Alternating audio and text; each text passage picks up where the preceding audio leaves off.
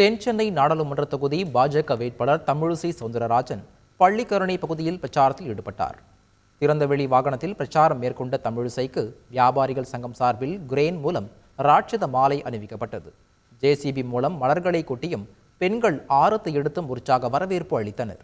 தொடர்ந்து பேசிய தமிழிசை, மத்திய அரசிடமிருந்து வேண்டியதை பெற்றுத் தருவதாகவும், மாநில அரசு எதையும் வழங்க மறுத்தால் மக்களோடு மக்களாக அமர்ந்து போராடி பெற்றுத் தருவதாகவும் உறுதியளித்தார்.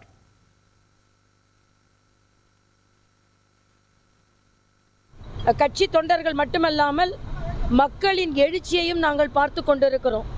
ஆக மக்கள் நன்றியுணர்ச்சியோடு நீங்கள் வந்தாதான் இந்த பகுதியை காப்பாற்ற முடியும் என்று சொல்லி இருக்கிறார்கள். ஏற்கனவே அவர்களுக்கு ஒரு வாக்குறுதி கொடுத்திருக்கிறேன். மத்திய அரசிடமிருந்து எதையெல்லாம் பெற்றுத்தர முடியுமோ அதை பெற்றுத் தருவேன். மாநில அரசை போராடியாவது பெற்றுத் தருவேன். மாநில அரசு நான் கேட்பதை தரவில்லை என்றால் இது மக்களோடு மக்களாக உட்கார்ந்து போராடி அவர்களுக்கான வசதிகளை நான் பெற்றுத் தருவேன்.